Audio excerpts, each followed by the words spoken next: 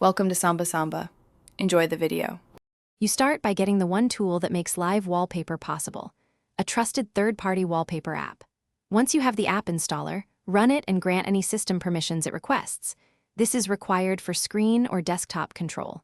Meanwhile, prepare a short, loopable MP4, MOV, or GIF. Shorter files use less CPU. After installation, open the app and choose the option to add a new wallpaper. This begins the actual setup process. Now import your media into the app and configure how it runs. Select the file, then pick loop settings and playback quality. Lower quality or frame rate reduces battery and CPU use, so choose based on your hardware.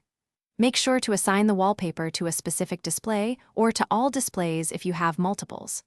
Once configured, preview full screen, adjust scaling and alignment, and save the profile.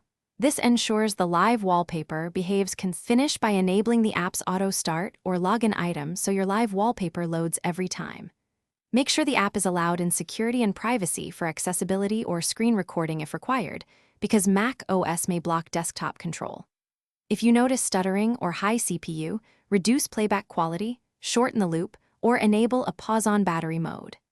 If the wallpaper still doesn't show, relaunch the app, check display assignment, and restart your Mac to apply permission changes. That usually resolves remaining issues. Thanks for watching. Consider subscribing if we helped you.